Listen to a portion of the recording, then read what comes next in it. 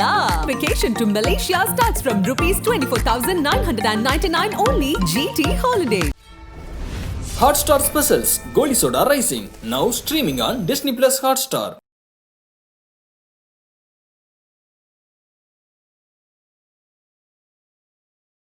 விஜய் எது செய்தாலும் அரசியலாக்கப்படுது. பேசக்கூடிய அரசியல் எல்லாமே வந்து பார்த்தீங்கன்னா விஜய் பற்றி தான் இருக்கு. ஒரு சாதாரண ஒரு நபர் வந்து ஒரு அரசியலுக்கு வராருன்னா இது நடக்காது. அவரை மையப்படுத்தியே எல்லா அரசியலுமே இருக்கு.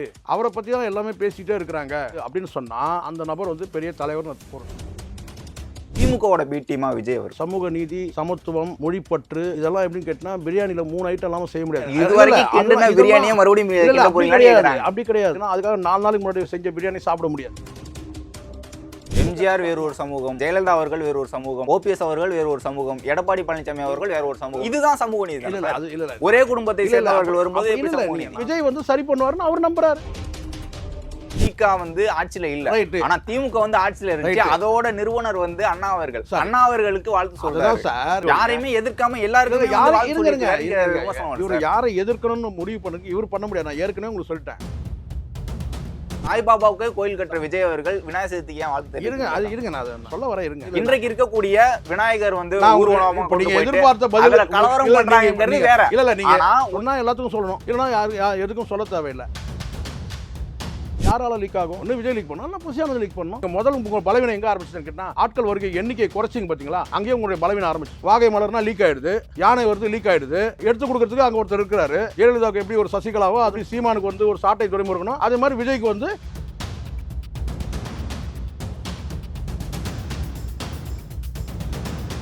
ஐபிசி தமிழ் நேயர்களுக்கு வணக்கம். இன்று நம்முடன் இணைந்திருக்கும் சிறப்பு விருந்தினர் மூத்த பத்திரிகையாளர் சேகுவரா ஜெய்சங்கர் அவர்கள். வணக்கம் சார். வணக்கம். தமிழக வெற்றி கழகம் தலைவர் விஜய் அவர்கள் நேற்றைக்கு பெரியார் அவர்களுக்கு நேரடியாக பெரியார் திடலில் மரியாதை செலுத்தியிருக்கார். இதற்கு முன்பு வரை வந்து அவரோட ஐடியாலஜி சொல்லலை அப்படிங்கிற நிலையில் வந்து பெரியாருக்கு நேரடியாக மரியாதை செலுத்தினது திமுகவோட இன்னொரு கிளை கழகம் அப்படின்ட்டு தமிழிசை சவுந்தரராஜன் விமர்சனம் பண்ணுறாங்க. திமுகவோட பி டீம், ஏன்னா பிஜேபி பி டீம்ங்கிற விமர்சனம் தொடர்ந்து வந்துகிட்டு இருந்துச்சு. திமுகவோட பி டீமா விஜய் அவர். ஒரு விஷயம் நல்லா தெரிஞ்சுங்க, இங்கே பிரைமரி ஃபோர்ஸாக யார் வராங்களோ அவங்க வந்து ஒரு டீமாக இருக்கவே முடியாது, பி டீமாக இருக்க முடியாது. இந்த B team, C team, D team இதெல்லாம் கிடையாது. Primary force. இப்போது ஒரு இப்படி எடுத்துங்க நீங்கள், திகாலேருந்து திமுக வந்திருக்கு, அது வந்து செகண்டரி ஃபோர்ஸ். திமுகலேருந்து அதிமுக வந்திருக்கு, அது செகண்டரி ஃபோர்ஸ். அப்படி எடுத்துக்க முடியும். விஜய் வந்து எந்த கட்சியில் வந்து ஒரு உறுப்பினராக இருந்து அந்த கட்சியிலேருந்து விலகி வந்து ஒரு கட்சி தொடங்குறாருன்னா நீங்கள் சொல்லுங்கள். அந்த மாதிரி கிடையாது. இப்போ ஒரு முழுக்க வந்து ஒரு பிரைமரி ஃபோர்ஸ். என்ன இப்போ இது நீங்கள் சொன்ன உடனே நீங்கள் அடுத்த கட்டம் வேறு சில கட்சிகளாக நீங்கள் நினைப்பீங்க. அவங்க வந்து பார்த்தீங்கன்னா அந்த கட்சி பெயர், அந்த கட்சியோட வந்து பார்த்தீங்கன்னா வந்து எந்த கட்சியில் அவங்க பயணிச்சிருக்கிறாங்க இதெல்லாம் நீங்கள் கணக்கில் எடுத்துக்கணும்.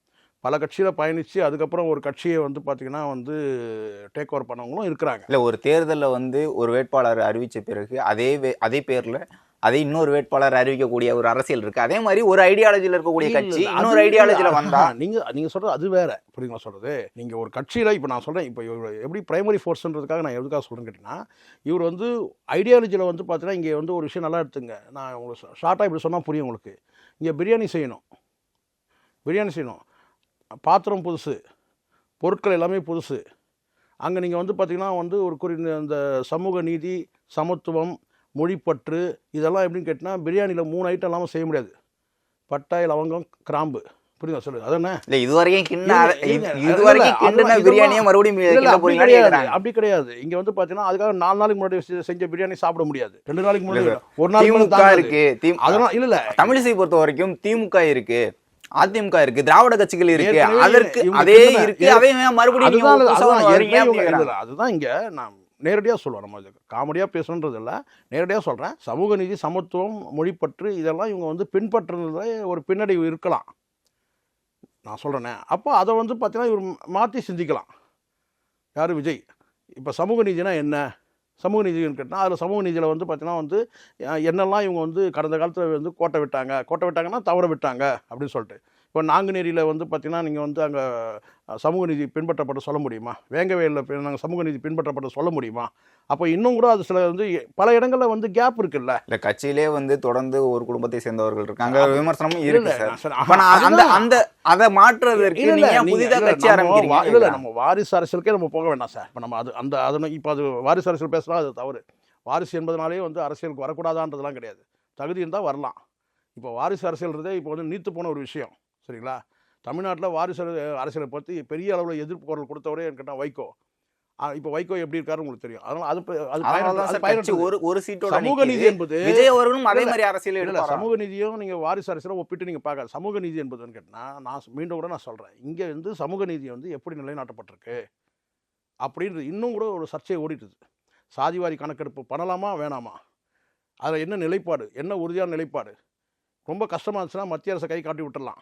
அப்படி இருக்குல்ல இங்கே. இல்லை நீங்கள் இப்போ வாரிசு அரசியல் சொல்லும் போது நான் ஒரு விஷயம் குறிப்பிட்டுறேன். வாரிசு அரசியலுங்கிறது ஒருவருக்கு பிறகு இன்னொருத்தர் வராரு அப்படிங்கிறது மட்டும் இல்லாமல் ஒரு குடும்பமே வரும்போது ஒரு 10 பேர் எம்எல்ஏ ஆகுறாங்க, எம்பி ஆகுறாங்க. அப்போ வந்து இன்னொரு சமூகத்திற்கான ஒரு வாய்ப்பு மறுக்கப்படுது. இது சொன்னால் நான் ஏதோ உதயநிதிக்கு முட்டு கொடுக்குறதா நீங்கள் நம்ம நேரடியாக பேசுவோம். உதயநிதிக்கு முட்டு கொடுத்தா ஆகிடும். இங்கே அப்படி கிடையாது. ஒரு இயக்கத்தை காப்பாற்றணும் சார். ரொம்ப நீங்கள் இயக்கத்தை கட்டமைக்கிறதுக்கு இன்றைக்கி விஜய் எவ்வளோ கஷ்டப்படுறாரு பார்க்குறீங்கல்ல. அது மாதிரி ஒரு இயக்கத்தை வந்து ஒரு மத்தியில் இருக்க ஆண்ட கட்சியிலேருந்து ஒரு கட்சியை உருவாக்குறது, திமுக உருவானது எவ்வளோ கஷ்டம். அதை வந்து கடைசி வரைக்கும் வந்து யார் காப்பாற்றி கொண்டு போனோம். இப்போ நீங்கள் எடுத்துங்க, இங்கே வாரிசு அரசியல் இல்லை இங்கே அதிமுகவில். ஆனால் அதிமுக நிலைமை இன்றைக்கி என்ன, 40% விட்டு போனாங்க, இன்னைக்கு 20% நிக்குது. இன்னொரு சமூகத்தை சேர்ந்தவருக்கு ஒரு வாய்ப்பு கிடைச்சிருக்கு. அப்படி இல்ல, இங்க வந்து எல்லாத்தோட தனிநபர் முக்கியம் கிடையாது. இங்க வாரிசு அரசியல் வேணுமா வேணாமா முக்கியம் கிடையாது. எம்ஜிஆர் வேறு ஒரு சமூகம், ஜெயலலிதா அவர்கள் வேறு ஒரு சமூகம், ஓபிஎஸ் அவர்கள் வேறு ஒரு சமூகம், எடப்பாடி பழனிசாமி அவர்கள் வேறு ஒரு சமூகம். இதுதான் சமூக நீதி. ஒரே குடும்பத்தை சேர்ந்தவர்கள் வரும்போது நான் மீன் சொல்றேன், இது எல்லாத்தையும் காட்டலன்னு கேட்டீங்கன்னா இங்க சமூக நீதி, சமத்துவம் இதெல்லாம் நிலைநாட்டினா ஒரு இயக்கம் தேவை. அந்த இயக்கத்தை வந்து பார்த்தீங்கன்னா கட்டி காத்து வளர்க்குறது சாதாரண விஷயம் இல்லைன்ற நான். நீங்கள் இப்போ நான் சொல்கிறேன், இதே இப்போது பல முறை சொன்னாங்க. என்ன சொன்னான்னு கேட்டிங்கன்னா, ஒரு கலைஞர் வந்து முடிவுரை எழுதுவார் திமுகவுக்கு, எழுதிட்டாருன்னு சொன்னவங்களாம் உண்டு. அதுக்கப்புறம் ஸ்டாலின் வந்து முடிவுரை எழுதுவார்னு சொன்னாங்க. அப்போது அதுக்கப்புறம் உதயநிதி கூட சொல்லுவாங்க அடுத்தது. அப்படி இல்லை, ஒரு இயக்கத்தை நான் சொல்கிறேன் சார். அடுத்த கட்டம் நமக்கு இன்னொரு கேள்வி கூட இருக்கும். இப்போ உதயநிதி வந்துட்டார், அவர் ஒரு 20 ஆண்டு காலம் 30 ஆண்டு காலம், அதுக்கு பிறகு அந்த இயக்கத்தை நான் மீண்டும் கூட நான் சொல்கிறேன். இந்த அம்மா சொன்னாங்க, கேட்கறதுக்கு ரொம்ப இனிமையாக இருந்துச்சு. யார் சட்டசபையிலே சொன்னாங்க, கடைகோடி தொண்டனும் கட்சியை வழிநடத்துவான்னு சொல்லிட்டு. ஆனால் என்ன நடந்ததுன்னு பாருங்க. ஒரே ஒரு சின்ன உதாரணம் இன்னைக்கு வரைக்கும் சொல்றாங்க. எடப்பாடி பழனிசாமி பீரியட்ல தான் ரிப்பன் பில்டிங்ல இருக்கிற தமிழ் வாழ்க தமிழ் வளர்கின்ற போர்டு எடுத்தாங்க. இது எதுக்காக எடுத்தாங்க? இவங்க ஆட்சியில் 2021 வந்து ஸ்டாலின் வந்து உட்கார்ந்து செஞ்ச முதல் வேலை கேட்டால் ரிப்பன் பில்டிங்ல இருக்கிற அந்த வந்து 2 போர்டையும் மீண்டும் கொண்டு வந்தாங்க. அவங்க நிறுவனங்கள்லாம் தமிழை வாழ வைக்கதான்னு ஒரு கேள்வி இருக்கு சார். இன்னொரு கேள்வி இல்ல இதை முடிச்சிடறேன். நீங்க சொன்னது நான் உடனே பெயருக்காக செஞ்சுக்கிட்டு இல்லை, அப்பப்போ பைசல்படுறீங்கன்னா அவங்க இப்போ நான் சொல்றேன், முற்றிலுமா வந்து அவங்க பண்ணிட்டாங்களான்னு கேட்குங்களேன். பண்ணலை. அதை பண்ணுறது தான் விஜய் வராரு. நீங்கள் கேட்டீங்களா ஒரு கேள்வி? அவங்க நிறுவனங்கள்லாம் அது பண்ணிட்டாங்களான்னு கேட்குறீங்கல்ல. அங்கே பின்னடைவு இருக்குது. சமூக நீதியை, சமத்துவத்தை, மொழிப்பற்று பின்பற்றுவதில் வந்து, பெண்ணுரிமை பின்பற்றுவதில் வந்து ஒரு பின்னடைவு இருக்குது. இன்றைக்கி வந்து கவுன்சிலர்கள் பின்னாடி எல்லாமே புருஷனுங்க தான் இருக்கிறாங்க. பிள்ளைங்க இல்லை தம்பிங்க இவங்க தான் இருக்கிறாங்க. புரியுங்களா? அப்போது இங்கே வந்து பெண்ணுரிமைன்றதும் வந்து பார்த்தீங்கன்னா பேச்சளவில் தான் இருக்குது. சரிங்களா? சாதி ஒழிஞ்சிச்சா? 2 நாளைக்கு முன்னாடி எடுத்து பாருங்க, கனிமொழி யார் எந்த மாநாட்டில் போய் கலந்துட்டு இருக்கிறாங்க. ஒரு குறிப்பிட்ட ஒரு சமுதாயத்தோட வெளியில் சொல்கிறதுக்கு நான் நாடார் மகாசன சபைன்னு ஏதோ ஒன்று இருக்குது, நாடார்களுடைய அந்த அமைப்பு. அதில் போய் இவங்க வந்து பங்கேற்று என்ன பேசுகிறாங்கன்றது அது வந்து கலைஞர் அரசியல். மாநாட்டையும் பங்கேற்றுட்டு நீங்கள் வந்து சாதி பேரை இணைச்சிக்காதீங்க. இப்போ புரியுதா ரெட்டை வேடன்றது? இங்கே சமூக நீதியை பின்பற்றுறதுல ரெட்டை வேடம். நான் இதை இப்போ இன்னொரு கேள்வி, இப்படியான பின்னடைவு வந்து விஜய் வந்து சரி பண்ணுவாருன்னு அவர் நம்புறாரு. இல்லை சார், இப்போ பெரியார் அவர்களும் முன்னாடியே குறிப்பிட்டிருந்தாரு, அதே மாதிரி காமராஜர் அவர்களும் குறிப்பிட்டிருந்தாரு, எம்ஜிஆர் அவர்களை திரைப்படத்திலையும் காமிச்சிருந்தாரு, அவரோட பாடல்லையும் வந்திருந்தார் எம்ஜிஆர் அவர்கள். அண்ணா அவர்களுக்கு வாழ்த்து தெரிவிச்சிட்டாரு, பெரியார் அவர்களுக்கு நேரடியாக போய் மரியாதை செலுத்திட்டாரு. இப்படி திராவிடர் கழகம், திமுக, அதிமுக இருக்கக்கூடிய தலைவர்கள் எல்லாருக்குமே வந்து வாழ்த்து சொல்லிட்டு விஜய் அவர்களுக்கு என்ன பிரச்சனை? ஜெயலலிதா அவர்கள் தான் பிரச்சனையா? கருணாநிதி அவர்கள் தான் பிரச்சனையா? ஓபிஎஸ், இபிஎஸ், ஸ்டாலின் அவர்கள், உதயநிதி ஸ்டாலின் மட்டும்தான் பிரச்சனையா? தொடக்கத்தில் இருந்த தலைவர்கள்லாம் வேண்டும், பின்னாடி வந்த தலைவர்கள் தான் தவறு பண்றாங்கன்னு பேசுவாங்க. இப்போ நீங்க இவ்வளவு வார்த்தை சொல்லும்போது நரேந்திர மோடிக்கும் வார்த்தை சொன்னார், அதையா நீங்க சொல்லல? இல்ல, அது வந்து ஒரு பிரதமரா இருக்காரு சார். ரைட் முடிஞ்சிச்சா? நீங்களே சொல்லிட்டீங்களா? அவர் பிரதமரா இருந்தாரு. அந்த வார்த்தை அந்த பிரதமர் என்ற அடிப்படையில் இப்போ நீங்க சொன்னீங்க இல்லையா, இவங்களுக்கெல்லாம் வாழ்த்து சொன்னாரு அப்படின்னு சொன்னீங்கல்ல, இவங்கெல்லாம் எந்த ஐடியாலஜி எதிர்த்து நிற்கிறவங்க? அது சொல்லுங்க. பெரியார் வந்து ஐடியாலஜியா வந்து அரசியல் கட்சியா வந்து வரல, அவங்க வந்து ஆட்சியும் இல்ல, திக வந்து ஆட்சியில இல்ல, ஆனா திமுக வந்து ஆட்சியில இருந்துச்சு. அதோட நிறுவனர் வந்து அண்ணா அவர்களுக்கு வாழ்த்து சொல்றாரு சார். இந்த ஐடியாலஜி இருக்கு இல்லையா, நீங்க சொன்ன தலைவர்கள் இருக்காங்கல்ல, யாரெல்லாம் நீங்க சொன்னீங்களா, எல்லாமே திராவிட தலைவர்கள், கரெக்டுங்களா? இவங்க எந்த ஐடியாலஜிக்கு எதிராக இருக்கிறவங்க? இவங்க இல்லை, இவங்களோட ஐடியாலஜி வந்து எந்த ஐடியாலஜிக்கு எதிரான ஐடியாலஜி? பிஜேபிக்கு. அவ்வளோதான், முடிஞ்சிச்சு. விஜய் தான் சொல்றாரு, பிஜேபிக்கு எதிரான ஐடியாலஜின்றத அவர் சொல்றாரு. அவ்வளோதான். நீங்க கேட்ட கேள்வி தான் நான் சொல்றேன். இப்போ நீங்க என்ன சொன்னீங்கன்னா, இவங்களுக்கு இதெல்லாம் இருக்கு. இல்ல இவங்கலாம் சார், லைவ்ல தமிழ்நாட்டை இருக்காங்க. பொறுத்த வரைக்கும் எதிர்ப்பு அரசியல்ங்கிறது தொடர்ந்து எதிர்ப்பு- இருக்கு. மக்கள்கிட்டையும் இப்போ அந்த நீங்க இது மட்டும் தான் கேட்கறது- எடுபடும். நீங்க என்ன மக்கள்கிட்டையும் அதுதான் இல்ல எடுபடும். நீங்க என்ன கேட்க வரீங்கன்னு கேட்டீங்கன்னா, இவர் யாரை எதிர்த்து அரசியல், எதிர்ப்பு அரசியல் யாரை எதிர்த்து நீங்க கேட்கறீங்கல்ல, நீங்க அதானே கேட்க வரீங்க. யாரையுமே எதிர்க்காம எல்லாருக்குமே வந்து யாரை வாழ்த்து சொல்லியிருக்காரு.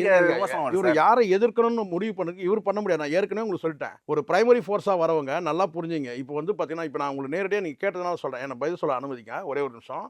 இப்போ வந்து எம்ஜிஆர் வந்து யாரை எதிர்த்து அரசியல் பண்ணாரு? கருணாநிதி அவர்கள் திமுக ஐடியாலஜி திமுக கொள்கை தான் என்னோட கொள்கைன்றாரு. இப்போ ஒரே ஐடியாலஜி ஏன் வந்து வந்து கலைஞர் எதிர்த்தாரு? நீங்க சொல்லுங்க சார் இப்போ வந்து கட்சி வந்து மாற்றம் வந்து இல்ல நீங்க ரொம்ப நீங்க அறிவுபூர்வமா கேள்வி கேட்டு என்ன அனுமதிங்க. நான் கேட்கிற கேள்வி என்னன்னு கேட்டா, நீங்க சொல்றீங்கல்ல யாரை எதிர்த்து இவர் அரசியல் பண்றாரு அப்படின்னு கேட்கல. எம்ஜிஆர் எதிர்ப்பு அரசியல் பண்ணாரு. கலைஞருடைய வந்து திமுக எதிர்த்து அரசியல் பண்ணாரு. அதிமுக ஒரு கட்சி உதயமாச்சு. திமுக ஐடியாலஜி என்ன, அதிமுக ஐடியாலஜி என்ன? ஒன்று தானே. அதே மாதிரி கேட்டீங்கன்னா, இவர் வந்து பார்த்தீங்கன்னா ஒரு தலைவர்களை வந்து வாழ்த்து தெரிவிக்கிறார். ஆனால் ஐடியாலஜி என்னவா இருக்குது? கண்டிப்பாக வந்து பார்த்தீங்கன்னா திமுக அதிமுக ஐடியாலஜி தான் இருக்கும். அது திராவிட கட்சிகளோட ஐடியாலஜி இருக்கும் தான் நான் சொல்கிறேன். அவர் இன்னும் டிக்ளேர் பண்ணல. ஆனால் அப்படி இருந்தாலும் எதுக்காக அவர் பண்ணணும்? எல்லாரும் ஒரு கேள்வி கேட்குறாங்க. நீங்கள் கேட்ட கேள்வி தான் இன்னும் கூட பல பேர் கேட்குறாங்க. அவங்க தான் ஏற்கனவே அவங்க அதெல்லாம் பண்ணிட்டு தானே இருக்கிறாங்க. அங்கே பண்ணுறதுல பின்னடைவு இருக்குது. உண்மையான இப்ப இந்த இடத்துல போட்டு சார், உண்மையான சமூக நீதி கட்சியே எதிர்க்காம அதுல இருக்கக்கூடிய இப்போதைக்கு வந்த தலைவர்கள் மட்டும் தான் பிரச்சனை.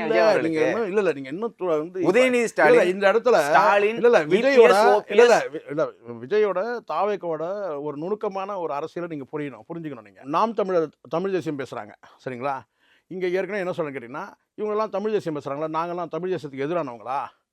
யார் சொல்கிறது? விசிகா சொல்லுது. இன்னும் பல கட்சிகள் சொல்கிறாங்க. பாட்டாளி மக்கள் எல்லாமே சொல்கிறாங்க சரிங்களா? நாங்களாம் வந்து தமிழர்களுக்கு எதிரானவங்களா? தமிழ் உரிமைக்கு எதிரானவங்களா? திராவிடம் பேசக்கூடியவர்கள் திராவிட கட்சிகள் அதை சொன்னேன். திராவிட கட்சிகளை நான் சொல்கிறேன். இன்றைக்கும் நீங்கள் பட்டி தொட்டியெல்லாம் நீங்கள் எங்கே வேணால் போங்க. எந்த நகரமன்றத்துக்கு வேணாலும் போங்க. பழைய பில்டிங்காக கூட இருக்கும் நகரமன்ற அந்த பில்டிங், அந்த ஹவுஸ், இந்த பஞ்சாயத்து போர்டு ஆஃபீஸு. அங்கேயும் தமிழ் வாழ்க தமிழ் வளர்கன்னு ஒரு போர்டு இருக்கும். ஸோ தமிழுக்காக வந்து பார்த்தீங்கன்னா இவங்க வந்து முற்றிலுமாக புறந்தளிட்டாங்களான்றது ஒரு கேள்வி இருக்குது. ஆனால் தள்ளலை. ஆனால் அதே சமயத்தில் ஆட்சி அதிகாரத்தில் வந்து ஒரு என்ன சொன்ன ஒரு பிரதிநிதித்துவம் பார்த்தீங்கன்னா, அங்கே வந்து பார்த்தீங்கன்னா வந்து தமிழர்கள் குறைவாக இருக்கிறாங்க. மற்ற பிறமொழி பேசக்கூடியவங்க நம்ம பட்டியலிட்டு தனிப்பட்ட முறையில் யாரும் சொல்லணும்னு அவசியம் இல்லை. உங்களுக்கே தெரியும். எல்லா சமூகத்தை சார்ந்தவங்களும் இருக்கிறாங்க. அதுதான் சமூக நீதினு அவங்க சொல்லுவாங்க. ஆனால் இந்த இடத்துல சமூக நீதியை நீங்கள் வந்து சொன்னாலும் சமூக நீதி, சமத்துவம், மொழிப்பற்று, பெண் உரிமை இதெல்லாம் சொன்னால் இதெல்லாம் முழுமையாக நிறைவேற்றப்பட்டிருக்கா? இங்கே வந்து பார்த்தீங்கன்னா நீங்கள் சொல்லலாம். என்ன சொல்லுவீங்க நீங்கள்? இவர் தமிழர் இல்லையா கேட்குற அறிவாளெலாம் இருக்கிறாங்க. யார்? எடப்பாடி பழனிசாமி தமிழர் இல்லையா? சீமான் தான் வரணுமா அப்படின்னு கூட கேட்குறாங்க இருக்குல்ல. நான் கேட்டேன்னா அவர் தமிழர் தான். ஆனால் அவருக்கு ஏன் அந்த திராவிட போர்வை இருக்குது? நான் கேட்குறேன். இப்போ எம்ஜிஆர் எடுத்துங்க. எம்ஜிஆர் வந்து தமிழர் கிடையாது. அவர் அண்ணா திராவிட முன்னேற்ற கழகம்னு ஒரு கட்சி தொடங்குறாரு. இப்போ அடுத்து வரக்கூடிய தலைவர்கள் வந்து பார்த்தீங்கன்னா இவர் வந்து எடப்பாடி பழனிசாமி வந்து உட்காந்துட்டார். ஆனால் அவர் வந்து என்ன கேட்டால் தமிழுக்காக என்ன செஞ்சார் அப்படின்னு கேட்டால் 2 போர்டை எடுத்தார். புரியுங்களா? நான் சொல்கிறேன். அதே மாதிரி திமுக தரப்புலையும் ஒன்று கேட்டிங்கன்னா, நீங்கள் பெண் உரிமை பேசுகிறீங்கல்ல, பெண்களுக்கு சமத்துவம் பேசுகிறீங்கல்ல, நாளைக்கு கனிமொழிக்கு வந்து துணை முதல்வர் பதவி கொடுப்பீங்களா? நீங்கள் அவங்களும் பெண் தானே, கொடுப்பீங்களா? கொடுக்க மாட்டேன். இப்போ புரியுதுங்களா? நீங்கள் வாரிசு அரசியல் சொன்னீங்கல்ல, வாரிசு அடிப்படையாக கொடுங்களேன் பார்க்கலாம். நீங்கள் சொல்லுங்கள். வாரிசு அரசியல் உண்மையாக இருந்ததுன்னா வாரிசு கலைஞருடைய பொண்ணு தானே அவங்க, துணை முதலமைச்சர் பதவி கொடுங்க.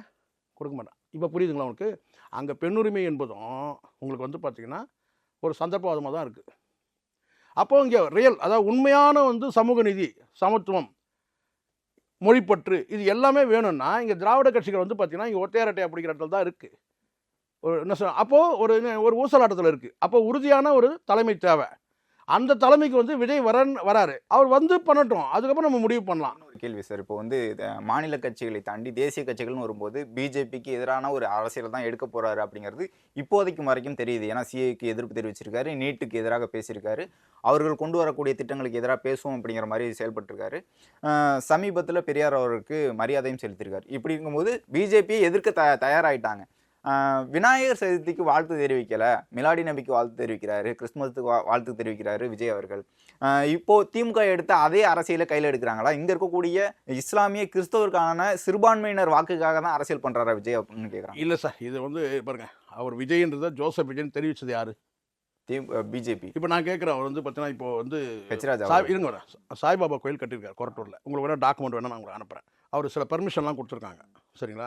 அந்த பெர்மிஷனில் வந்து பார்த்தீங்கன்னா எல்லாமே ஜோசப் விஜய் இருக்குது. கட்டினது கோயில் இது சாய்பாபா கோயில். சாய்பாபா யார்? ஒரு இஸ்லாமியர் சொல்லப்படுது. கரெக்டுங்களா? அப்போது இஸ்லாமியர் சாய்பாபா அவருக்கு ஒரு கோயில் கட்டுறாரு. அந்த டாக்குமெண்ட்டில் எங்கேயுமே பார்த்தீங்கன்னா அவர் விஜய்லாம் கொடுக்கவே இல்லை, வேற ஒருத்தருடைய வந்து பினாமி பேர் சாய்பாபாவுக்கு கோயில் கட்டுற விஜய் அவர்கள் விநாயகர் சதுர்த்திக்கு ஏன் வாழ்த்து இருங்க, அது இருங்க, நான் சொல்ல வரேன் இருங்க.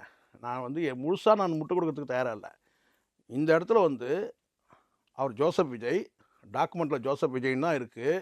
ஆனால் வந்து அந்த பர்மிஷன் எதுக்காக இருந்ததுன்னா கோயில் கட்டுறதுக்கான பர்மிஷனு. கோயில் வந்து சாய்பாபா கோயில், புரியுதுங்களா? சாய்பாபா யார்? அடிப்படையில் ஒரு இஸ்லாமியர் சொல்லப்படுது. ஆனால் இந்துக்கள் பெரும்பான்மையாக கும்புறாங்க. அது ரைட்டு, அதுதான். இப்போ புரியுதுங்களா? மதமற்ற ஒரு மனிதராக தானே இருக்கிறார் விஜய். இங்க எங்க மதமா இருக்கிறாரு நீங்க சொல்லுங்க. விநாயகர் சதுர்த்திக்கு மட்டும் ஏன் வாழ்த்து சர்ச் கட்டிட்டாரு? அவர் சர்ச் கட்டிட்டாரு. இல்ல ஒரு வாழ்த்து தெரிவிக்கும் போது இருங்க நான் அதை முடிச்சிடறேன். முதல்ல இதை முடிச்சிடறேன். சாய்பாபா கோயில் கட்டினதை இதே ஒரு சர்ச் கட்டியிருந்தாருன்னு வச்சுங்களேன், நீங்க எல்லாம் என்ன சொல்லியிருப்பீங்க? ஜோசப் விஜய் அதனால வந்து சர்ச் கட்டினாரு சொல்லியிருக்காரு. அவர் மதமற்ற மனிதர். விஜய் வந்து அவங்களோட தனிப்பட்ட வந்து அது வேற விஷயம் சார். அரசியலா செய்யும் போது எல்லா மக்களுக்குமான அரசியலா தானே நீங்க அதான் எல்லாரும் இப்ப விநாயகர் சதுர்த்திக்கு மட்டும் ஏன் வாழ்த்து? அதுதான் சார். நீங்க வந்து அரசியலோட ஒப்பிட்டு பாக்குறீங்க. விநாயகர் சார், நீங்க வந்து எல்லா இடத்துலயும் இன்றைக்கு இருக்க கலாச்சாரம் இருக்கா அப்படின்னா ஒரு क्वेश्चन. நான் இன்றைக்கு இருக்கக்கூடிய விநாயகர் வந்து ஊர்வலமா கொண்டு எதிர்பார்த்த பதில கலவரம் பண்றாங்கிறது வேற. ஆனா ஒரு பிள்ளையார் பிடிக்கிறது அப்படின்ட்டு வந்து ஒரு மண்ணை பிடிச்சு வச்சு இதுதான் பிள்ளையார் அப்படின்ட்டு தொண்டு தொட்டு வந்து தமிழ்நாட்டுல வந்து பிள்ளையார் வழிபாடு இருக்கு. அதை வந்து விஜய் அவர்கள் கையில் எடுக்கணும் தானே, அதை மட்டும் ஏன் ஒதுக்குறாரு? இல்லை, நான் இறை நம்பிக்கை எனக்கு இல்லை தான். பட் இருந்தாலும் நான் சொல்கிறேன், விநாயகர் தான் முழு முதற் கடவுள்னு கூட சொல்லுவாங்க. இந்த பிள்ளையார் சுழி போட்டு ஆரம்பிக்கிறதுனால கூட சொல்லுவாங்க. இது வந்து அவருடைய ஸ்ட்ராட்டஜி. அவங்க என்ன முடிவு பண்ணாங்களோ எனக்கு அதில் உடன்பாடு. திமுக எடுக்கிற நேரடியாக கேட்டிங்கன்னா எனக்கு திமுக எடுக்கிற தப்பான ஸ்ட்ராட்டஜி அவங்க எடுக்கிறாங்க. என்ன கேட்டால் அதே மாதிரி திமுக சார், திமுக வந்து முத்தமிழ் முருகன் மாநாடு நடத்துறாங்க. இன்றைக்கு வந்து அவங்க வந்து எங்கள் கட்சியில வந்து 90% இந்துக்கள்னு சொல்றாங்க. அவங்க வந்து இன்னொரு ஸ்டாண்ட் எடுத்துக்கிறாங்க. ஆனா விஜய் அவர்கள் அவங்க பேசின விநாயகர் சதுர்த்தி எதிர்ப்பே உங்களும் பண்றாங்களான்னு இல்லை அதுதான் நான் சொல்றேன்ல. இந்த விஷயத்துல வந்து கேட்டீங்கன்னா அவங்களுடைய முழு ஸ்ட்ராட்டஜி நம்ம தெரியாம நம்ம போற போக்கில் பேச முடியாது. என்னுடைய தனிப்பட்ட விருப்பம்னு கேட்டினா இந்த பண்டிகைகளே வந்து பார்த்தீங்கன்னா ஏழைகளுக்கான பண்டிகையே கிடையாது. எந்த பண்டிகையுமே பணம் இல்லைன்னா இங்கே பண்டிகையே கிடையாது. இன்னும் சொல்ல போனால் நம்ம இந்தியாவில் அப்படின்னு பார்த்தீங்கன்னா இதெல்லாம் வந்து ஒரு வாழ்த்து சொல்லிட்டு இதெல்லாம் ஒரு அரசியலாக்கிறதே வந்து ரொம்ப வந்து பார்த்தீங்கன்னா இன்றைக்கி இருக்கிற நவீன மயத்தில் வந்து இதெல்லாம் ஒரு பேசும் பொருளே கிடையாது. இங்கே மக்களுக்கு நல்லது செய்யறதுக்கு வரணும், அவ்வளோதான். ஆனால் விஜய் வந்து ஒரு சாமிக்கு சொல்கிறார், ஒரு பண்டிகைக்கு சொல்கிறாரு, இன்னொரு பண்டிகைக்கு சொல்லலைன்றது வந்து பார்த்திங்கன்னா அது வந்து விமர்சனத்துக்கு உள்ளாகுது. அதுக்கு பதில் அவங்க தான் சொல்லணும். இதுக்கு நம்ம முட்டு கொடுக்க முடியாது. ஆனால் என்னுடைய இதுன்னு கேட்டால் ஒரு சொன்னால் எல்லாத்துக்கும் சொல்லணும், இல்லைனா எதுக்கும் சொல்ல தேவையில்லை. இதில் வந்து திமுக என்ன பின்பற்றுறாங்களோ அதையே பின்பற்றணுன்றதெல்லாம் கிடையாது. திராவிட இயக்கங்கள் என்ன பின்பற்றுறாங்கன்றதை நம்ம பின்பற்ற முடியாது. ஆனால் அதே சமயத்தில் கேட்டால் விஜய் செய்யக்கூடிய எல்லாத்தையுமே நீங்கள் வந்து நெத்தியில் பொட்டு வச்சா ஏன் பொட்டு வச்சாரு, பொட்டு எடுத்துட்டா ஏன் பொட்டு எடுத்துட்டாரு அப்படின்னும் போது அப்போ இது வந்து மிகப்பெரிய ஊடகவியலாளரான்னு கேட்டிங்கன்னா இது ஆப்பிரிக்கா யானைன்ட்டான், மிகப்பெரிய ஜாம்பவன். இது வந்து பார்த்தீங்கன்னா ஆப்பிரிக்கா யானைன்ட்டான், யானை காது பெருசாக இருக்குன்ட்டான். உனக்கு கூட தானே காது பெருசாக இருக்குது, அதுக்காக நான் உன்னை பீகாரில் போடணும்னு சொல்ல முடியுமா? சொல்லுங்கள் பார்க்கலாம். அதனால் இதெல்லாம் வந்து அற்பத்தனமாக அவர் பொட்டு வச்சார், அவர் அப்புறம் பொட்டை எடுத்துட்டார், வெள்ளை சட்டை போட்டு வந்தார். அது திமுகவுக்கு வந்து ஒரு அடையாளமாக வந்து சமரசமாக போகிறாரு. திமுகவோட எப்போ முட்டினார் மோதினார். இப்படி வந்து விஜய் எது செய்தாலும் அங்கே விமர்சிக்கப்படுது. இங்கே பல கட்சிகள் வந்து பார்த்தீங்கன்னா கொள்கை, அதாவது கேட்டினா கொள்கையிலையும் சரி அல்லது வந்து பார்த்தீங்கன்னா கூட்டணிலாம் பற்றி விவாதிக்கிறாங்க இல்லையா. இப்போ எல்லாமே வந்து இப்போ விஜயை பற்றி வந்து ஒரு மையப்படுத்தி தான் எல்லாமே இருக்குது. இப்போ ஒட்டுமொத்த தமிழ்நாடு அரசியல் விஜய் மையப்படுத்தி தான் வந்து இருக்குன்றதை நான் பார்க்குறேன். என் பார்வையில் விஜய் எது செய்தாலும் அரசியலாக்கப்படுது. பேசக்கூடிய அரசியல் எல்லாமே வந்து பார்த்தீங்கன்னா விஜயை பற்றி தான் இருக்குது. அப்போ வந்து இது எப்படி நடக்கும்னு கேட்டிங்கன்னா, ஒரு சாதாரண ஒரு நபர் வந்து ஒரு அரசியலுக்கு வராருன்னா இது நடக்காது. யாரோ ஒருத்தர் அரசியலுக்கு வராருங்க, அவர் நடிகராக கூட இருக்கட்டும், ஆனால் அவரை மையப்படுத்தியே எல்லா அரசியலுமே இருக்குது. அவரை பற்றி தான் எல்லாமே பேசிகிட்டே இருக்கிறாங்க. அவருடைய அத்தனை நகர்வுகளும் கூர்ந்து கவனிக்கப்படுது. கூட்டணி பற்றி மிகப்பெரிய விவாதம் நடக்குது அப்படின்னு சொன்னால் அந்த நபர் வந்து பெரிய தலைவர் பொருள். அதை நான் சொல்லலை. பல சரித்திரங்களை நம்ம ஆய்வு செய்யும் போது பார்த்தீங்கன்னா ஒரு குறிப்பிட்ட ஒரு மன்னராட்சிகளுக்கும் ஒரு குறிப்பிட்ட இப்போ நான் சரித்திரத்தை நம்ம படிக்கிறோம். எல்லா மன்னர்களுக்கும் எல்லா புகழும் இருக்கா? இல்லை. ஆனால் ராஜராஜ சோழனுக்கு நான் சொல்ல புரியுதுங்களா? அந்த மாதிரி தான் சொல்கிறேன். இங்கே எல்லா வந்து அலெக்சாண்டர் சொல்லுங்கள், எங்கேயோ ஒரு இடத்துல கூட வந்து புருஷோத்தமன்ற ஒரு மன்னர்கிட்ட தோல்வி கூட அணிஞ்சிருட்டோம். ஆனால் வந்து பார்த்தீங்கன்னா இன்றைக்கி எடுத்து நெப்போலியன் அவங்களாம் வந்து பெரிய எம்பரராக இருந்திருக்கிறாங்க. அப்போது விஜயோட அரசியல் ஒட்டுமொத்த தமிழ்நாட்டில் வந்து பார்த்தீங்கன்னா எவ்வளோதான் வந்து பார்த்தீங்கன்னா வந்து எதிர்ப்பு அரசியல் காட்டினால் கூட பார்த்தீங்கன்னா இங்கே வந்து பிரதானமாக பேசப்படுறார். அவருடைய அத்தனை நகர்வுகளும் பேசப்படுது. அப்படின்னு கேட்டால் ஒரு பெரிய ஒரு மாஸ் லீடர்ன்றது வந்து பார்த்தீங்கன்னா நம்ம வந்து மறுக்க முடியாதுல்ல. இன்னொரு கேள்வி சார், இப்போ அரசியலை பொறுத்த வரைக்கும் இதற்கு முன்னாடி மன்னராட்சி காலகட்டத்திலையும் வந்து ஒரு ரகசியம் காக்கப்படணும் அப்படிங்கிற ஒரு விஷயம் இருக்கும்.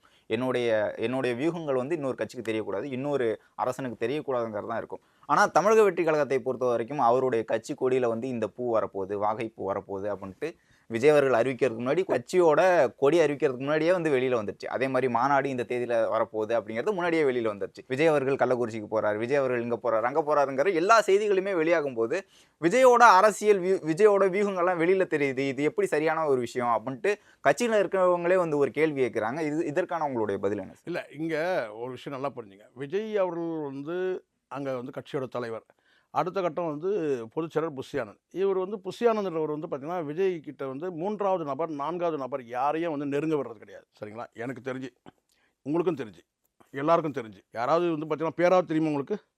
2வது தலைவர் யாராவது தெரியுமா? பொருளாளர் யாராவது பேர் தெரியுமா உங்களுக்கு? இல்லை துணைத் தலைவர் பேர் தெரியுமா? மாவட்ட செயலர் பேர் தெரியுமா? இப்படி யாரையும் நெருங்க வர்றது இல்லை. இப்போ நேரத்துக்கு உதாரணத்துக்கு நீங்கள் எடுத்துங்க, பெரியார் திடலில் வந்து மாலை அணிவிக்கிறதுக்கு வந்தார். அங்கே யார் கூட இருந்தாங்க? புஷி ஆனந்த். அதுக்கப்புறம் 3வது ஒரு நபரை வந்து இப்போ தான் காட்ட ஆரம்பிச்சிருக்காங்க. இப்போ நம்ம கேட்டதுனால, கெஞ்சி கேட்டதுனால 3வது இவர் தான் பொருளாளர்னு சொல்லி காட்ட ஆரம்பிச்சிருக்காங்க. அதாண்டி வேறு யாராவது இருந்தாங்களா? சென்னை மாவட்ட செயலாளர் யாராவது இருந்தாங்களா? அது வந்து பார்த்தீங்கன்னா மத்திய சென்னையில் வருதுன்னு நினைக்கிறேன் வேப்பேரி. யாராவது இருந்தாங்களா? மத்திய சென்னை மாவட்ட செயலர் யாராவது இருந்தாங்களா? ஸோ இப்போ புரியுதுங்களா நான் சொல்கிறேன்? அங்கே இருக்கிறதே வந்து பார்த்தீங்கன்னா 2வது நபர் தான். அப்போது ஒரு விஷயம் வந்து பார்த்தீங்கன்னா ஒரு லீக் ஆகுது அப்படின்னு சொன்னால் யாரால் லீக் ஆகும்? ஒன்று விஜய் லீக் பண்ணணும். லீக் பண்ணுவாரா? ஒன்று விஜய் லீக் பண்ணோம், இல்லை புஷி ஆனந்த் லீக் பண்ணோம். நான் இப்போது நீங்கள் எல்லாரையும் நீங்கள் கூட சேர்த்துட்டாங்க, விஜய்க்கு பின்னாடி ஒரு 30 பேர் 40 பேர் கொண்ட குழு இருக்குங்க, டீம் இருக்குங்க அப்படின்னு சொன்னால் பரவாயில்ல. இதாண்டி ஸ்ட்ராட்டஜி இப்போ ரெடி பண்ணுறவங்க இருக்கிறதா சொல்கிறாங்க. அது யாருன்னு பிக்சரில் வராத போது நம்ம பேசவே முடியாது. நம்ம கண்ணுக்கு முன்னாடி தெரியுது விஜய், புஷி ஆனந்த் 2 பேர் தான். அப்போ ஒரு விஷயம் லீக் ஆகுதுன்னு சொன்னால் ஒன்று விஜய் லீக் பண்ணணும், இல்லைனா புஷி ஆனந்த் லீக் பண்ணணும். இந்த மாநாடு நடக்குது, விக்கிரவாண்டியில் நடக்குது, 23ஆம் தேதி நடக்குது, இல்லை தள்ளி போகுது அப்படிங்கிறத வந்து நேரடியாக கட்சியிலே வந்து ஒரு அறிவிப்பு வந்து சரியாக வெளியிடாத ஒரு பிரச்சனையா? Correct, super, correct. அதான் நீங்கள் சொல்கிறது கரெக்ட். நீங்கள் இப்போது இந்த இடத்துல ஏன் தெரியுமா இந்த ஊடகங்கள் கூட ஏன் வந்து ஒரு யூகங்களை வந்து ஆளாளுக்கு எல்லாரும் பேசுகிறாங்க. அக்டோபர் 15 மாநாடு சொன்னாங்க. இப்போ நேற்று ஒருத்தர் என்கிட்ட கேட்டார், சார் இப்போ மாநாடு வந்து தள்ளி போகுது சார், 23ஆம் தேதி தள்ளி போகுதுனாங்க, எப்போ சார் தள்ளி போகணும்? இது யார் சொல்லணும்? கட்சி சொல்லணும். குறைஞ்சபட்சம் உத்தேசமாக சொல்லணும். சரிங்களா? உத்தேசமாக கூட சொல்லலாம், அடுத்த மாதம் நடக்கும். அப்புறம் அடுத்தவங்க இதை பேச வேண்டிய வாய்ப்பு இல்லை. இப்போ ஒருத்தர் சொல்கிறார் அக்டோபர் 15ஆம் தேதி இதோ விஜயை ஃபோன் போட்டு சொன்ன மாதிரி சொல்கிறார். இல்லை, போஸ்டர்லாம் அடிச்சிருக்காங்க சார். நான் மீண்டும் கூட நான் சொல்கிறேன் சார், அதிகாரப்பூர்வ செய்தி வந்து யார்கிட்ட வந்து வரணும் சார்? இல்லை, அந்த லீக் பண்ணுறது இல்லை, யூகங்கள் தான் இங்கே உலா வருது. விஜய் தரப்புல இருந்து, தாவேகா தரப்புல இருந்து ஒரு அதிகாரப்பூர்வ வந்து ஒரு ட்விட் வந்துடுதுன்னு வச்சுக்கோங்களேன், அது முற்றுப்புள்ளி வச்ச மாதிரி ஆகிடும். நீங்கள் ஒரு 15ஆம் தேதின்றது, அது அக்டோபர் 15ன்றது உறுதிப்படாத தகவல். ஆனால் 15ன்றான், இன்னொருத்தர் இல்லை இந்த வருஷம் கடைசியிலன்றான், இல்லை அடுத்த ஜனவரியில் தான்றான். இது எதனால் வருது? உங்ககிட்ட இருந்து ஒரு தெளிவான ஒரு அறிக்கை வந்தால் ஒரு முற்றுப்புள்ளி வச்சா முடிஞ்சிருச்சு. ஆனால் இப்போ ஆளாளுக்கு வந்து பைத்தியம் போல பண்ணாச்சிட்டு இருக்கிறான். தாவேகா மாநாடு இப்போ அதை பிரேக் பண்ணுறதுக்கு தான் இவங்க என்ன செஞ்சாங்கன்னா இப்படி ஒரு மாநாடு கொண்டு வந்தாங்க. இது மது ஒழிப்பு மாநாடு. அது வந்து எப்படி ஆயிடுச்சுன்னு கேட்டால் வந்து இந்த என்ன சொல்லுவாங்க, ஆமாம், பிள்ளையார் பிடிக்க ஆஞ்சநேயர் ஆயிடுச்சுன்னு வாங்க பார்த்தீங்களா, அந்த மாதிரி ஆயிடுச்சு அந்த மது ஒழிப்பு மாநாடு. சார் இங்கே போதைனா எல்லாமே போதை தானே சார்? கஞ்சா கூட போதை தானே? எல்லாம் போதை ஐட்டம் நிறைய ஐட்டம் இருக்குல்ல. டாஸ்மாக் கடைகளை இந்திய அளவில் மூடணும்னு அவர் எதிர்பார்க்கிறார். சார் இந்த மாநாட்டில் அவர் என்ன தான் சாதிக்க முடியும்? நீங்கள் கேட்டதுனால சார் முதல்ல இதை முடிச்சிடும் இருங்க, நான் அதுக்கப்புறம் அந்த மாநாட்டுக்கு போவோம். இப்போ எதனாலும் கேட்டேன், ஒரு தேதி குறிப்பிடல. இப்போ என்ன கூட நேற்று கேட்டாங்க, எனக்கு தெரியாதுன்னு நான் சொல்லணும் நியாயமா? என்னங்கன்னு கேட்டேன். எனக்கு உள்ளுக்குள்ளே ஒரு கோபம் இருக்குது, சில கோபங்கள் இருக்குது. என்னங்க அப்படின்னு, இல்லை சார் மாநாடு 15 இருக்குது. எப்படி சார் மாநாடு 15 நடக்கும்? மழைக்காலம் இல்லை? ஆமாம் சார், மழை பெய்யும். ஆமாம். அப்போது டிசம்பர் நடக்கும். டிசம்பர் பனிக்காலம் இல்லை?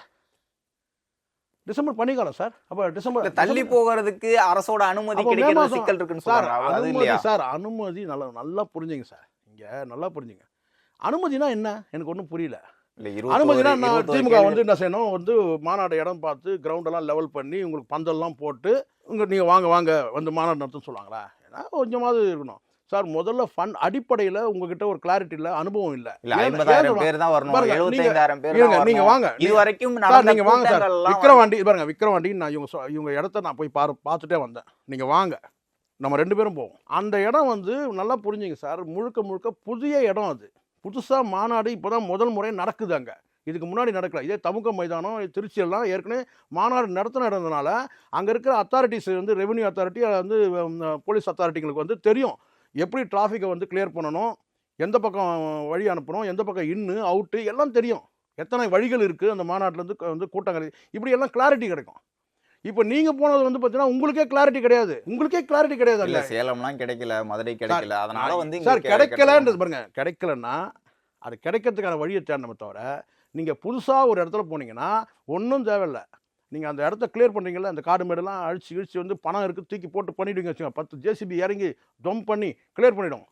அங்கே இருக்கிறவங்கலாம் எங்கே போவாங்க? இல்லை மாநாடு அந்த ஏக்கர்களை அந்த சார் அங்கே இருக்கிறவங்க நடக்க போகுது. நான் கேட்குறது அங்கே இருக்கிறவங்க எங்கே போவாங்க? நீங்கள் போய் அந்த காட்டை மேட்டை அழிக்கிறீங்களா சார்? அங்க மாநாடு ஆல்ரெடி போட்டிருக்காங்க. அதனால எங்க போட்டுருக்காங்க? விக்கிரவாண்டியில முன்னாடியே மாநாடு சார். நீங்க அந்த இடத்த போய் பாருங்க சார். எந்த மாநாடு இதுக்கு முன்னாடி நடந்திருக்கு காட்டுங்க. நீங்க என்னுடைய அனுபவத்தை நான் இது வரைக்கும் விக்கிரவாண்டியில மாநாடு நடத்த நான் பார்க்கவே இல்லை. அந்த இடம் எப்படி இருக்கு நீங்க பார்த்து பேசுங்கன்ற நான் அந்த இடத்த நீங்க கிளியர் பண்ணிடலாம் சார். உங்ககிட்ட பணம் இருக்கு சார், கோடியா பணம் இருக்கு. ஒரு 500 ஜேசிபி கூட கொண்டு போய் இடக்கி நீங்க கிளீன் பண்ணுவீங்க. அங்க பூர்வீகமா வாழ்ந்துட்டு இருக்கிறவங்க எங்க போவாங்கன்னு கேட்டேன் நான். சரி சார். இன்னொரு ஒன்று ஊருக்குள்ள போவாங்க, இல்லை எங்கன்னா பதுங்கி இருந்துட்டு நீங்க மாநாடு நடத்தும் உள்ள வருவாங்க. இதான் நடக்கும். இன்னொரு கேள்வி எதுக்கு சொல்றேன்னா, மீண்டும் நான் சொல்றேன், இங்க உங்ககிட்ட வந்து பாத்தீங்கன்னா அறிவு இருக்கு, பணம் இருக்கு, அனுபவம் இல்லை. அந்த அனுபவத்தை நம்ம எங்கேருந்து எடுக்கணும், அதுதான் நம்ம புத்திசாலித்தனம்.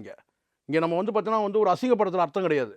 இங்கே வந்து பார்த்தீங்கன்னா நமக்கு வந்து முதல் கிளாரிட்டி வேணும். நம்மக்கிட்ட அறிவு இருக்குது, பணம் இருக்குது, அனுபவம் தேவைப்படுது. இந்த இடத்துல வந்து சரியாக வருமா இது யோசிக்கணும். நீங்கள் களத்துக்கே போகவே இல்லை விஜய். அந்த இடத்த போய் பார்வையிட்டாரா அவர்? ரெவன்யூ டிபார்ட்மெண்ட்டில் இருக்கிறவங்க சொல்கிறாங்க இங்கே 6 கிணறு இருக்குது, அந்த 6 கிணறை மூடுங்கன்றாங்க. நடைமுறை இதெல்லாம் சாத்தியமா? எப்படி மூடுவீங்க கிணறை? மண்ணு கொட்டியா? இன்னொரு பக்கம் கேட்டால் இருக்கிறது 80 ஏக்கர்ன்றீங்க. நீங்கள் முதல் உங்கள் பலவீனம் எங்கே ஆரம்பிச்சுன்னு கேட்டால், நீங்கள் ஆட்கள் வருகை எண்ணிக்கை குறைச்சிங்க பார்த்தீங்களா, அங்கேயே உங்களுடைய பலவீனம் ஆரம்பிச்சிச்சு. ஒரு பெரிய ஒரு மாஸ் லீடர் சார் நீங்கள், பிரம்மாண்டமாக இந்தியாவே மிரளும் நாங்கள் இங்கே பேசிகிட்டு இருக்கிறோம். அப்போ நீங்கள் அங்கே 50,000 பேர் வருவாங்கன்றீங்க. அப்போ கோவம் வருமா வராது எனக்கு? சரி சார். நான் இங்கே வந்து ஒருத்தர் கேட்குறாரு, இந்த மாநாடு எப்படி சார் இந்தியாவே மிரளும், விஜய் பிராண்டான்னு பேசினுக்கிறேன். ஆனால் நீங்கள் என்ன சொல்றீங்க, அங்கே போயிட்டு அங்க வந்து அனுமதி இவ்வளவுதான் கொடுக்க சார். அனுமதி இல்லைன்னா சார் நீங்க வெயிட் பண்ணுங்க சார். அனுமதி இல்லைன்னா அடுத்து வந்து பார்த்தீங்கன்னா வேற இல்லைன்னா நீங்க மாநாடே நடத்த வேணாம், நீங்க நடைபயணம் போங்க, பிரச்சார பயணம் போங்க சார். அதுக்காக வந்து பார்த்தீங்கன்னா இடம் கிடைக்கிறதுக்காக வந்து செருப்புக்காக காலை குறைச்சிப்பீங்களா? நீங்க இடம் கிடைக்குன்னா அந்த இடம் கிடைக்கிறதுக்கு வெயிட் பண்ணுங்க. அதுக்கான அணுகுமுறை சரியா இருக்கணும். நீங்க எப்போ வந்துக்கிட்ட எடுத்ததுமே நீங்க வந்து பார்த்தீங்கன்னா இங்கே நம்ம இன்னும் விஜயை டிக்ளேர் பண்ணல. விஜய் இன்னும் டிக்ளேர் பண்ணல. என்னுடைய அரசியல் எதிரி யார் அப்படின்னு டிக்ளேர் பண்ணல. விஜய் யார் அரசியல் எதிரியான்னு நினைக்கிறாங்களோ அவங்க தான் எதிரி. இந்த இடத்துல வந்து பார்த்தீங்கன்னா திமுக அரசு இங்கே வந்து பார்த்தீங்கன்னா சின்ன ஒரு 2-3 கேள்விகள் கூடுதலாக கேட்குறாங்கன்னா, அவங்களுக்கும் இங்கே புதிய அனுபவம். இந்த இடம் இந்த விக்கிரவாண்டியில் இந்த இடத்துல வைக்கிறாங்களே, இங்கே வைக்கும்போது பார்த்தீங்கன்னா எப்படி வந்து பார்த்தீங்கன்னா இன்னும் அவுட்டு எப்படி எவ்வளோ பேர் வருவாங்க, அந்த கிளாரிட்டி கூட உங்களால் தர முடியாது. உண்மை இதுதான். நீங்கள் சொல்லிடலாம், நீங்கள் சுற்று வட்டாரத்தில் இருக்க நீங்கள் வந்து ஊரில் கடலூர்லேருந்து 10 வண்டி வருது, தருமபுரிலேருந்து 20 வண்டி வருதுலாம் சொல்லலாம். அந்த சுற்று வட்டாரத்தில் விக்கிரவாண்டி சுற்றி இருக்கிற கிராமம் இருக்குல்ல, விஜய் வர இருந்துச்சுன்னா அங்கே வந்து பார்த்தீங்கன்னா ஒரு மிகப்பெரிய கூட்டம் ஆகிடும். அவ்வளோதான், முடிஞ்சிச்சு. இது டோட்டலாக வந்து பிளாக் ஆகிடும். அப்போ என்ன பண்ணுவீங்க? என்ன கேட்டால் வந்து பார்த்தீங்கன்னா விஜய் வந்து மாநாடு நடத்த முடியாது சார். காரணம் கேட்டால் அவ்வளோ மக்கள் வராங்க, வெளிநாட்டிலேருந்து மக்கள் வருவாங்க, வெளிநாட்டிலேருந்து கூட வருவாங்க. நீங்கள் தமிழக வெற்றி கழகம் போட்டிங்க, ஐரோப்பாலேருந்து வருவான், அமெரிக்காவில். இதெல்லாம் நடக்குமான்னு கேட்டால் நிச்சயமாக நடக்கும். அப்போ உங்களுக்கு வந்து கேட்டிங்கன்னா இந்த மாநாடு இந்த தமுக்கம் மைதானம் திருச்சியில் ஏற்கனவே நடத்தின இடங்களே போதாதுன்னும் போது இதெல்லாம் வந்து மாநில அரசுக்கு ரிப்போர்ட் போயிருக்காதா, மத்திய அரசுக்கு ரிப்போர்ட் போயிருக்காதா? நான் கேட்குறேன். அவங்களாம் உளவுத்துறை வச்சுருக்காங்கல்ல, உங்களுக்கு தான் எந்த துறையும் கிடையாது. வாகை மலர்னா லீக் ஆகிடுது, யானை வருது லீக் ஆகிடுது, எல்லாமே லீக் ஆகிடுது. எடுத்து கொடுக்குறதுக்கு அங்கே ஒருத்தர் இருக்கிறாரு. ஜெயலலிதாவுக்கு எப்படி ஒரு சசிகலாவோ அது மாதிரி வந்து எப்படி சீமானுக்கு வந்து ஒரு சாட்டை துறைமுருகனோ அதே மாதிரி விஜய்க்கு வந்து அங்கே ஒரு புசி ஆனந்து, எல்லாமே அவரால் தான் சார் லீக் ஆகுது. என்ன இப்போ நீங்கள் இந்த கட்சி வந்து ஒரு ஜனநாயக அமைப்பாக இருக்குது, எல்லாரும் விஜய்கிட்ட புழங்குறாங்க, பேசுகிறாங்க, பழகுறாங்கன்னு சொன்னால் பரவாயில்ல. அங்கே விஜயை தவிர புஷியானை தவிர விஜய் வந்து யாருமே ரீச் ஆக முடியாது, யாரும் நெருங்க முடியாது. யாராவது சொல்லுங்க பார்க்கலாம். இந்த மாவட்ட செயலர் எத்தனை பேர் விஜய் பார்த்துருக்காங்க சொல்லுங்கள், கேளுங்க. ஏன் சீமானுடைய கட்சி ஏன் இன்றைக்கி இப்படி போச்சு? எல்லாம் ஆடியோ லீக், எல்லாம் லீக் பண்ணுவோம். யார் கேட்டால் போலீஸ்கிட்ட பாய்வீங்க. போலீஸுக்கு வேறு வேலையே இல்லை. நீங்கள் பேசிடுவீங்க, அது லீக் ஆகிடும், அப்புறம் அது போலீஸுக்கு வந்து பழி போயிடும். நீங்கள் பேசாமல் இருந்தீங்கன்னா அது ஏன் சார் வருது? நீங்கள் நான் பேசவே இல்லைன்னு சொன்னால் கரெக்டு. நீங்கள் பேசுகிறீங்க, அது லீக் ஆகுது. அதே மாதிரி இப்போ நான் புஷியானது வந்து ஃபோனில் பேசுகிறது வந்து பார்த்தீங்கன்னா வந்து ஒருத்தர் ரெக்கார்ட் பண்ணி போட்டானா என்ன ஆகும்? விஜய்க்கு தர்ம சங்கடம் ஆகாது? தைரியம் இல்லைன்றான், அதுக்கும் நம்ம தான் பதில் கொடுக்கணும். இல்லை எங்கள் விஜய் தைரியமானவர், அதுக்கும் நம்ம தான் பதில் கொடுக்கணும். இப்போ சரி, ஊடகங்கள்லாம் ஒரு சில சொல்கிறாங்க, ஊடகங்கள்லாம் இப்படி தாங்க பேசும், இதுக்கு எல்லாத்துக்கும் பதில் கொடுக்க முடியாது. எல்லாத்துக்கும் பதில் கொடுக்கணும், கரெக்டாக கொடுக்கணும். தப்பாக கொடுத்தோம்னா என்ன ஆகும்னு கேட்டிங்கன்னா விஜயகாந்த் நிலைமையாயிடும். ஆன் த ஸ்பாட்டில் நீங்கள் எமோஷன் ஆவீங்க. அதுதான் அங்கே தப்பாச்சு. விஜயகாந்த் விஷயத்தில் அதான் தப்பாச்சு. நீங்கள் ஒரே ஒரு பத்திரிகையாளர் கூட நீங்கள் சந்திங்க சார், உங்கள் இடத்துக்கே வரவீங்க, கேள்வியை முன்னாடியே வாங்கிக்கோங்க. என்னென்ன கேள்வி, இந்த கேள்விகள் எல்லாமே மக்கள் மனசில் உள்ள கேள்விகள். அது முதல்ல புரிஞ்சுக்கணும், விஜயும் சேர்த்தே புரிஞ்சுக்கணும். நான் சொல்கிறேன், பத்திரிகையாளர் கேள்வி கேட்குறது அவனுடைய சொந்த கேள்வி கிடையாது. நீங்கள் ஒரு 100 பேரை சேர்ந்து ஒரு கும்பலாக உட்காந்துக்கிட்டு பேட்டி கொடுத்துட்டு கேட்க பக்கம் சிரிக்கிறதுலாம் அதெல்லாம் தேவையில்லை. அந்த பத்திரிகையாளர் மீட் நான் சொல்லவே இல்லை. யாராவது ஒரு பத்திரிகையாளர் சார், இங்கே மிகப்பெரிய அறிவாளிகள், ஐஏஎஸ், ஐபிஎஸ், மிகப்பெரிய தொழிலதிபர்கள் உலகம் முழுவதும் இருக்கிற கான்டாக்ட் ரெடியாக இருக்கிறாங்க. இங்கே நீங்கள் நினைக்கிறீங்க மற்ற கட்சிகள் எல்லாம் வந்து பார்த்தீங்கன்னா விஜய்க்கு வந்து பார்த்தீங்கன்னா வந்து பரிபூர்ண ஆதரவு, திமுக மட்டும்தான் எதிர்ப்பு, அப்படி ஒரு பிம்பம் கட்டியமைக்கப்படுது. திமுக மட்டும்தான் எதிர்ப்பு, திமுகவும் எதிர்ப்பு, திமுக மட்டுமே எதிர்ப்பில் விஜய் அரசியல் கட்சிக்கு திமுகவும் எதிர்ப்பு. இப்போ மற்றவங்களாம் என்ன செய்கிறாங்க கேட்டால் விஜயோடைய அரசியல் அப்படியே வருகையை வந்து வரவேற்கிறாங்களா? கிடையாது. அவங்களுக்கு பிரச்சனை அவங்களுக்கு. ஏன்னா ஒட்டுமொத்தமாக எல்லா கட்சியும் டேமேஜ் ஆகுது. எங்கே வந்து அவங்ககிட்ட இப்போ வந்து ஒரு 1000 பேர், 5000 பேர், 10000 பேர், 1,00,000 பேர் போயிடுவானோன்னு பயப்படுறாங்க. இதுதான் உண்மை. அப்போ மேலாள என்னன்னு கேட்டால் எதிர்க்க முடியலன்னா அவனை தோல் மேலே கை போட்டு நண்பனாக்கிடு. ஆனால் இந்த மாதிரி இருக்கட்டும், நான் இல்லைன்னு சொல்ல. ஆனால் இங்கே எதிர்ப்பு வந்து திமுக மட்டுமே தான் எதிர்ப்புன்றது அது வந்து பார்த்தீங்கன்னா முட்டி விடுற வேலை. அது முட்டை விடுற வேலை. வளரும் போது நமக்கு அந்த மாதிரி ஒரு மோதல் நமக்கு தேவையே கிடையாது. நம்ம வளர்றோம். அப்போ நம்ம வந்து பார்த்தீங்கன்னா இது வந்து முழுக்க சொல்ல சார், இது வந்து இவர் திராவிட அரசியலை வந்து முன்னெடுக்கிறார். கிளியர். இதை வெளிப்படையாக சொல்லிட்டு போக வேண்டியது. திராவிடன்னு பேர் மட்டும் இருக்க தமிழக வெற்றிகளும் தமிழக வெற்றிக்காங்க சார். ஆனால் வந்து பார்த்தீங்க சார், அதனால தான் இப்படி வாங்க. அப்போ நீங்கள் என்ன கேட்டேன், இவர் வந்து சீமான் வந்து நாம் தமிழ் வச்சுருக்காங்க. உடனே நீங்கள் என்ன சொன்னீங்க, அவர் தமிழ் தேசம் நாங்களாம் எதிரானவங்களா? பேர் விடுதலை சத்துக்களாக இருக்கலாம். நாங்கள் தமிழ் தேசத்துக்கு எதிரானவங்களா? மொழிப்பற்றுக்கு எதிரானவங்களா? தமிழர் வந்து ஆட்சிக்கு வரக்கூடாதுன்னு நினைக்கிறவங்களா? அப்படிலாம் கேட்குறாங்க. இங்கே இருக்கிற ஏற்கனவே திராவிட கட்சிகளோடு என்ன சொல்கிறது, நாங்கள் வந்து பார்த்தீங்கன்னா தமிழர்களுக்கு எதிராக நடந்துக்கிட்டோமா? தமிழர் உரிமை மறுக்கப்பட்டதா? அப்போ இன்னொரு கேட்குறாங்க எடப்பாடி வந்து பார்த்தீங்கன்னா என்ன வந்து ஆங்கிலோ இண்டியனா? அவர்கிட்ட தெலுங்கரா? கேட்குறாங்களா இல்லையா? அப்போது இந்த இடத்துல பேர் விட்டுருங்க. தமிழக வெற்றி கழகன்றது வந்து பார்த்தீங்கன்னா ஐரோப்பாவில் வந்து பார்த்தீங்கன்னா வந்து இருக்கிற அத்தனை குட்டி நாடுகள்லையும் தமிழர்கள் வாழறாங்க. 100 குடும்பம், 200 குடும்பம், 300 குடும்பம்லாம் இருக்குது. ஏனாலும் 300 குடும்பம் இருக்குன்றாங்க. போலந்தில் வந்து பார்த்தீங்கன்னா ஒரு 50 குடும்பம் இருக்குன்றாங்க. ஜோர்டானில் இன்னும் எல்லா நாடுகளும், ஆஸ்திரேலியா, எல்லா கண்டத்திலும் சொல்கிறேன், எல்லா கண்டத்திலும் தமிழர்கள் வாழக்கூடிய இடத்துல தமிழக வெற்றி கழகம் ரீச் ஆகும் சார். ஆனால் திராவிட கட்சிகள் ரீச் ஆக முடியாது. ஏன்னா பேர்லேயே திராவிடம் இருக்கிறதுனால ரீச் ஆக முடியாது. ஆனால் தமிழக வெற்றி கழகம் போதுன்னா அந்த இடத்துல வந்து ஒரு தமிழ் ஆட்சிக்கு வரும். தமிழ் பச்சை தமிழ், டார்க் பச்சை தமிழ் விஜய், அந்த டவுட்டே வேணாம். என்னடா இப்படி சொல்கிறான் அப்படி சொல்கிறான்னு நிறைய பேர் குழம்புறானுங்க. நேற்று தாங்க விஜய் திட்டினார், இன்றைக்கி வந்து இப்படி சொல்கிறாரு. அது இல்லை, தப்பு பண்ணால் சொல்லணும், தவறுனா சுட்டி காட்டுறது அவன் தான் சரியான நபர். இங்கே வந்து ஆமாஞ்சாமி போடுறவங்கலாம் வந்து சரியான நபராக இருக்கணும். நான் சரியான நபராக இருக்கணும்னு நான் நினைக்கிறேன். இங்கே யாருக்கான எதிரான வந்து திமுகவுக்கு எதிரான அரசியல் ஒரு இங்கே ஏடிஎம் தரப்பில் அப்படி கட்டுறாங்க. ஆனால் தான் சில பேர் புலம்பின்னு இருக்கான் பாருங்க, விஜய் விசஸ் உதய் விசஸ்ன்னு போடுறான். மற்றவங்களாம் இவங்களாம் இப்போ எடப்பாடி வந்து சிகப்பு கம்பளம் போட்டு விஜய் வந்து வரவேற்கிறாரு. அப்படிதானே பொருள். மற்ற கட்சிகள் எல்லாரும் கேட்டால் விஜய் சார் வாங்க சார், உங்களுக்கும் உள்ளுக்குள்ளே இருக்கிறீங்க, நீங்களும் நாளைக்கு ஆளுங்கட்சியாக இருந்தீங்கன்னா இந்த மாதிரி இடைஞ்சல்லாம் நீங்கள் கொடுத்துருப்பீங்க. இதெல்லாம் இது வந்து பார்த்தா சார், இங்கே வந்து கட்சிக்கான அரசியல் பண்ணியாகணும் திமுக. அதெல்லாம் புரிஞ்சுங்க. ஆட்சிக்கான அரசியலும் பண்ணியாகணும். கட்சிக்கான அரசியல் தான் இன்னொரு கட்சி வளர்றதை வந்து பார்த்தீங்கன்னா விரும்பவே மாட்டாங்க, விரும்பவே முடியாது. அது யாராக இருந்தாலும் அதான் நடக்கும். இன்னொரு கட்சி வந்து வருதுன்னா இப்போ நம்மகிட்ட வந்து இருப்பு காலியாயிருமோன்றது நினைப்பாங்க. இது ஒன்று, இது எல்லாமே 100க்குள்ளே தான். இங்கே இந்த புரிதல், தெளிவான புரிதல் வேணும். இங்கே விஜய் வந்து யாரையும் எதிர்த்து அரசியல் பண்ணல, அரசியல் பண்ணுறாரு. யார் எதிர்க்கிறாங்களோ, யார் எதிரின்னு நினைக்கிறாங்களோ அவங்க தான் எதிரி. இவ்வளோ நேரம் உங்களுடைய நேரத்தை ஒதுக்கி உங்களுடைய கருத்துக்களை தெரிவித்தது மிக்க நன்றி. நன்றி sir. Hola! Vacation to Malaysia starts from ₹24,999 only. GT Holidays. Hotstar Specials Goli Soda Rising, now streaming on Disney Plus Hotstar.